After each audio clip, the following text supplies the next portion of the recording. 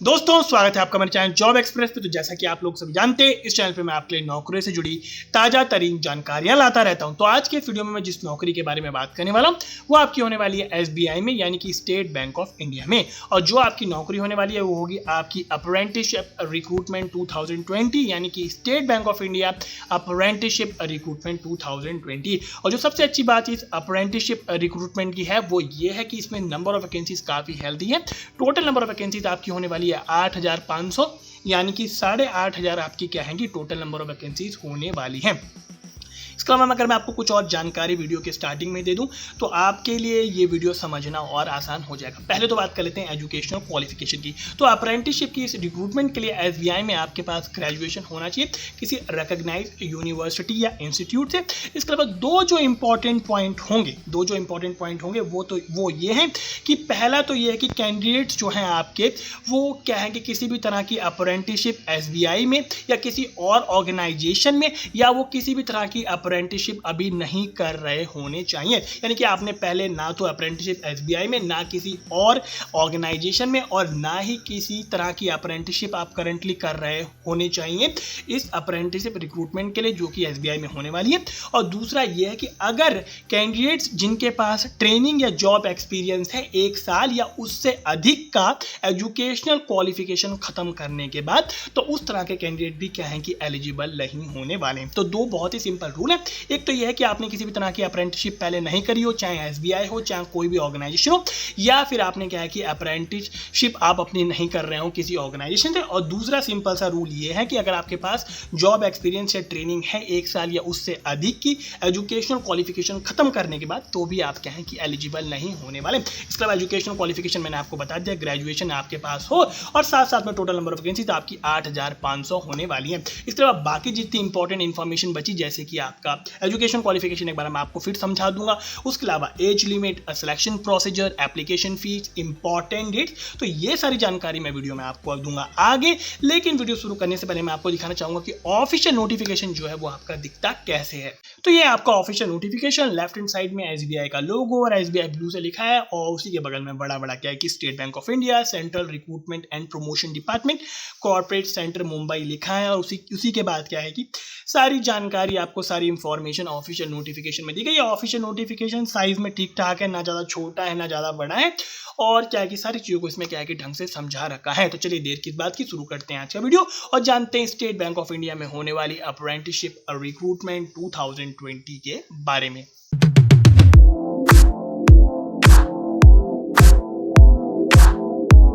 चलिए वीडियो की शुरुआत में मैं आपको बता दूं कि टोटल नंबर ऑफ वैकेंसीज आपकी 8,500 है, यानी कि 8,500। और जब आप ऑफिशियल नोटिफिकेशन चेक करेंगे, जिसका लिंक मैंने आपको डिस्क्रिप्शन बॉक्स में दिया है, तो वहां पे आप देख पाएंगे कि जो आपकी 8,500 वैकेंसी है उनको state wise, union territory wise क्या है कि आपका डिवाइड कर रखा है। और हर स्टेट और यूनियन टेरिटरी के आगे क्या है कि लैंग्वेज, लोकल लैंग्वेज जो है वो दे रखी है। तो लोकल लैंग्वेज का क्या रोल आपका होने वाला है वो आपको मैं अभी आगे समझाने वाला हूँ। लेकिन अभी के लिए आप इतना जान लीजिए कि 8,500 वैकेंसीज को क्या है कि स्टेट और यूनियन टेरिटरी के हिसाब से क्या है कि आपका डिवाइड कर रखा है। और टोटल नंबर ऑफ वैकेंसीज आपकी 8,500 यानी कि 8,500 आपकी क्या है कि होने वाली है। अब बढ़ते हैं वीडियो में आगे और बात कर लेते हैं एजुकेशनल क्वालिफिकेशन के बारे में। तो एजुकेशनल क्वालिफिकेशन तो आपको जैसे मैंने बता दी कि ग्रेजुएशन हो आपके पास रिकॉग्नाइज्ड यूनिवर्सिटी या इंस्टीट्यूट से। लेकिन एजुकेशनल क्वालिफिकेशन के लिए जो कट ऑफ डेट है वो भी इंपॉर्टेंट है। एजुकेशन क्वालिफिकेशन के लिए कट ऑफ डेट आपकी 31 अक्टूबर 2020 है, यानी 31/10/2020। तो 31/10/2020 तक आपके पास क्या है कि ग्रेजुएशन होना चाहिए रिकॉग्नाइज्ड यूनिवर्सिटी या फिर इंस्टीट्यूट से। अब बात कर लेते हैं आपकी एज लिमिट की। तो एज लिमिट के लिए भी कट ऑफ डेट सेम है। एजुकेशनल क्वालिफिकेशन के लिए जो कट ऑफ डेट है वही तारीख है, यानी कि 31 अक्टूबर 2020, यानी कि 31/10/2020। तो मिनिमम उम्र आपकी 20 साल और मैक्सिमम उम्र आपकी 28 साल क्या है कि होनी चाहिए। मिनिमम 20 साल, मैक्सिमम 28 साल आपकी 31 अक्टूबर 2020 को। इसके अलावा रिलैक्सेशन क्या है कि अपर एज लिमिट में दिया गया है। SC ST OBC और साथ साथ में पर्सन विद डिसेबिलिटी जो कैंडिडेट हैं उनको क्या है कि अपर एज रिलैक्सेशन दिया गया है। SC ST OBC और पर्सन विद डिसेबिलिटी के जो कैंडिडेट्स हैं उनको क्या है कि अपर एज रिलैक्सेशन आपका दिया गया है।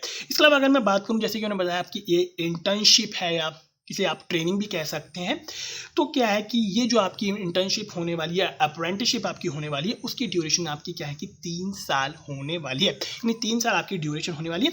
इसके अलावा जो भी सिलेक्टेड कैंडिडेट्स या अप्रेंटिसशिप होंगे उनको क्या है कि भाई जो एग्जामिनेशन होता है वो क्वालिफाई करना होगा IIBF का, IIBF यानी कि Indian institute of banking and finance. और इसके बारे में अगर आपको जानना है तो आप गूगल कर सकते हैं। तो Indian institute of banking and finance के जो एग्जाम होते हैं आपके JAIIB या फिर CAIIB, वो आपको क्या है कि क्वालिफाई करने पड़ेंगे 3 साल की अप्रेंटिसशिप या ट्रेनिंग के दौरान। क्या है कि आपको ये एग्जाम क्या है कि क्वालिफाई करने पड़ेंगे, IIBF Indian institute of banking and finance. तो आप उसको क्या है गूगल कर सकते हैं, ऑफिशियल नोटिफिकेशन से आप इसको चेक करके फिर आप क्या है कि इस चीज़ को क्या है कि गूगल कर सकते हैं। तो एजुकेशनल क्वालिफिकेशन हमने जान ली, एज लिमिट हमने जान ली और ड्यूरेशन ऑफ ट्रेनिंग भी हमने जान ली। अब बात कर लेते हैं स्टिपेंड की, यानी कि भत्ते की। अगर हम बात करें सैलरी क्या है, उसे सैलरी अच्छा सब लगता है सुनने में। तो जो पहले साल जो आपकी फिक्स स्टिपेंड होगा या सैलरी होगी वो 15,000 रुपये प्रति महीना होगा। सेकंड यानी दूसरे साल में हो जाएगा 16,500 और तीसरे साल में आपका हो जाएगा 19,000। यानी कि पहले साल 15,000, दूसरे साल 16,500 और तीसरे साल हो जाएगा आपका 19,000। अब बढ़ लेते हैं वीडियो में सीधा आगे और बात कर लेते हैं सिलेक्शन प्रोसीजर के बारे में। तो सिलेक्शन प्रोसीजर में जो आपका पहला स्टेप है, आपका वैसे 2 स्टेप हैं लेकिन डिपेंड करता है कि आपकी एजुकेशन किस हिसाब से, तो आपके लिए एक भी हो सकता है या दोनों भी हो सकते हैं। तो पहला जो स्टेप है वो सबके लिए कॉमन होने वाला है। तो पहला स्टेप है आपका ऑनलाइन रिटन टेस्ट। तो ऑनलाइन रिटन टेस्ट, भले इसका नाम रिटन टेस्ट है लेकिन ये ऑब्जेक्टिव टाइप है, तो घबराने की बात नहीं है। तो ऑब्जेक्टिव टाइप जो आपका टेस्ट है इसमें आपके क्या है कि 4 तरह के आपके टेस्ट होने वाले हैं, 4 सेक्शन होने वाले, एक ही टेस्ट है ऑफकोर्स।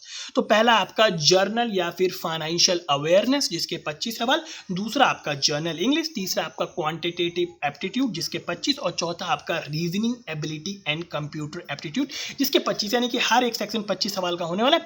टोटल आपके हो गए 100 सवाल और मैक्सिमम मार्क्स भी आपके 100 होने वाले हैं। और इसी के साथ साथ मैं आपको बता दूं कि टोटल समय आपको इस टेस्ट में 1 घंटे का दिया जाएगा। और कुछ और इंपॉर्टेंट बातें इस टेस्ट के बारे में, तो टेस्ट के जो क्वेश्चंस होंगे वो आपके बाइलिंगुअल होंगे, यानी कि हिंदी और इंग्लिश दोनों में होने वाले। हाँ, सिर्फ जो जर्नल इंग्लिश है वो ऑफकोर्स आपका सिर्फ इंग्लिश में होने वाला है। उसके बाद बाकी जितने आपके सेक्शन बचे वो आपके बाइलिंगुअल होंगे, यानी कि इंग्लिश और हिंदी दोनों में। और इसी के साथ साथ नेगेटिव मार्किंग आपकी होने वाली है। नेगेटिव मार्किंग कितनी? नेगेटिव मार्किंग आपकी 1/4, यानी कि 1/4 आपकी क्या है कि नेगेटिव मार्किंग होने वाली है। और इसी के साथ साथ मैं आपको बता दूं कि आपको जो आपका मिनिमम परसेंटेज जो स्कोर करना होगा क्वालिफाई करने के लिए वो एज एन एग्रीगेट, यानी कि पूरे टेस्ट का मिला के एक आपको करना होगा। हर एक जो आपका सेक्शन है वो क्वालिफाई करने की आपको आवश्यकता नहीं है, यानी कि नो मिनिमम क्वालिफाइंग मार्क्स होने वाले हैं हर एक इंडिविजुअल टेस्ट के लिए। यानी कि आपको हर एक जो आपका सब्जेक्ट है या टेस्ट है या सेक्शन है वो क्वालिफाई नहीं करने, बल्कि टोटल मिला के क्या है कि आपको मिनिमम क्वालिफाइंग मार्क्स स्कोर करने होंगे। और ऑनलाइन टेस्ट आपका कब हो सकता है? तो उसकी जो टेंटेटिव डेट है वो आपकी जनवरी 2021 होने वाली है। टेंटेटिव इन नेचर है, चेंज हो सकती है, जनवरी 2021। इसके अलावा क्या है कि आपके जो एग्जामिनेशन सेंटर कहाँ पढ़ने वाले हैं उसकी पूरी लिस्ट आपको ऑफिशियल नोटिफिकेशन में दी है। तो आप जिस भी एरिया में रहते हैं, जिस राज्य में आप रहते हैं, वहाँ पे आप देख सकते हैं कि किस किस एरियाज में क्या है कि आपके एग्जामिनेशन सेंटर होने वाले हैं। तो ये तो बात हो गया पहले स्टेप की, यानी कि online written test. Online written test के बाद आपका दूसरा जो सिलेक्शन में पार्ट है वो है टेस्ट ऑफ लोकल लैंग्वेज। तो टेस्ट ऑफ लोकल लैंग्वेज थोड़ा सा ट्रिकी है, तो मैं आपको समझा दूं टेस्ट ऑफ लोकल लैंग्वेज में आपका होता क्या है। तो टेस्ट ऑफ लोकल लैंग्वेज का मतलब है कि जिस राज्य से आप अप्लाई कर रहे हैं वहाँ की लोकल भाषा क्या है कि आपको आनी चाहिए, यानी कि आप प्रोफिशिएंट होनी चाहिए। प्रोफिशिएंट का मतलब है चारों स्किल जो आपके एक भाषा में 4 स्किल होते हैं, रीडिंग, राइटिंग, स्पीकिंग और लिसनिंग या अंडरस्टैंडिंग आप उसको कह सकते हैं। उन चारों स्किल्स आपको ढंग से आनी चाहिए जिस राज्य से आप अप्लाई कर रहे हैं उस राज्य की लोकल भाषा से। तो सबसे पहला सवाल ये उठता है कि कैसे पता लगेगा कि किस राज्य में कौन सी लोकल भाषा है। तो घबराने की बात नहीं है, ऑफिशियल नोटिफिकेशन का लिंक मैंने आपको डिस्क्रिप्शन बॉक्स में दिया। ऑफिशियल नोटिफिकेशन में सबसे ऊपर आपको एक बड़ा सा डब्बा मिलेगा जिसमें हर एक स्टेट यूनियन टेरिटरी दिया है, उसके बगल में क्या है कि लोकल लैंग्वेज भी आपकी दी गई है। तो ऑनलाइन टेस्ट के बाद आपका होगा टेस्ट ऑफ लोकल लैंग्वेज। लेकिन इसमें भी एक आपका इंटरेस्टिंग फैक्टर होने वाला है। सभी को टेस्ट ऑफ लोकल लैंग्वेज देने की जरूरत नहीं है। वो कैंडिडेट्स जिन्होंने क्या है कि 10वीं या 12वीं में आपने 10वीं या 12वीं में अगर आपने लोकल लैंग्वेज पढ़ी है तो आपको फिर टेस्ट ऑफ लोकल लैंग्वेज देने की आवश्यकता नहीं है। 10वीं या 12वीं में अगर आपके पास as a subject local language थी तो आपको क्या है कि फिर ये टेस्ट ऑफ लोकल लैंग्वेज देने की आवश्यकता नहीं है। फॉर एग्जाम्पल अगर मैं आपको एग्जाम्पल दूं तो मैं उत्तराखंड से हूं और उत्तराखंड की जो लोकल लैंग्वेज ऑफिशियल नोटिफिकेशन के अनुसार है वो आपकी क्या है कि हिंदी है। तो अगर मैंने 10वीं और 12वीं में हिंदी, 10वीं या फिर 12वीं में हिंदी एज अ सब्जेक्ट अगर मैंने पढ़ा है तो फिर क्या है कि मुझे टेस्ट ऑफ लोकल लैंग्वेज देने की आवश्यकता नहीं है। यानी कि मैं डायरेक्ट दूंगा आपका जो पहला एग्जाम है आपका मल्टीपल चॉइस वाला ऑनलाइन रिटन टेस्ट, उसके बाद क्या है कि मेरा सीधा होगा मेडिकल एग्जामिनेशन। और जो कैंडिडेट्स हैं जिन्होंने जिस स्टेट से आपका अप्लाई किया है और उन स्टेट की लोकल लैंग्वेज उन्होंने 10वीं या 12वीं में नहीं पढ़ी है, उनको क्या है कि आपका जो मल्टीपल चॉइस वाला टेस्ट है उसके बाद उनको टेस्ट ऑफ लोकल लैंग्वेज देना है और उसके बाद क्या है कि आपका मेडिकल एग्जामिनेशन क्या है कि होने वाला है। मेडिकल एग्जामिनेशन में बस आपको यह है कि आपको देखा जाएगा कि आप मेडिकली फिट हैं या नहीं। चलिए ये सारी चीज़ें हो गई। इसके अलावा चलिए बात कर लेते हैं फीस की। फीस ऑफकोर्स हमेशा की तरह नॉन रिफंडेबल है, सब लोगों को पता होगा। तो फीस जो है जनरल ओबीसी ईडब्ल्यूएस के लिए 300 रुपये है, SC ST person with disability के लिए किसी भी तरह की फीस नहीं है। यानी जनरल ओबीसी ईडब्ल्यूएस 300 रुपये, SC ST person with disability के लिए किसी भी तरह की आपकी फीस नहीं होने वाली है। तो चलिए अब बात कर लेते हैं इंपॉर्टेंट डेट की। तो ऑनलाइन एप्लीकेशन यानी ऑनलाइन रजिस्ट्रेशन ऑफ एप्लीकेशन आपकी स्टार्ट हो गई है 20 नवंबर 2020 से। 20 नवंबर 2020 से अप्लाई आपकी स्टार्ट हो गई, लेकिन घबराने की बात नहीं, चलेगी आपकी 10 दिसंबर 2020 तक। यानी कि 20 नवंबर 2020 से लेके 10 दिसंबर 2020 तक क्या है कि आप ऑनलाइन रजिस्टर कर सकते हैं state bank of India apprenticeship recruitment 2020 के लिए। उसके बाद मैंने आपको बता दिया जो टेंटेटिव डेट आई है आपकी ऑनलाइन एग्जामिनेशन की, वो आपकी है जनवरी महीने में 2021, यानी कि ऑफकोर्स अगले साल। तो दोस्तों आज के वीडियो में मैंने आपको बताया स्टेट बैंक ऑफ इंडिया में निकली अप्रेंटिसशिप रिक्रूटमेंट 2020 के बारे में। तो अब आपको करना ये है कि आपको डिस्क्रिप्शन बॉक्स चेक करना है, वहां पे मैंने आपको ऑफिशियल नोटिफिकेशन लिंक दिया। ऑफिशियल नोटिफिकेशन को आप ऊपर से लेकर नीचे तक पूरा पढ़ लीजिए, अच्छी तरीके से समझ लीजिए।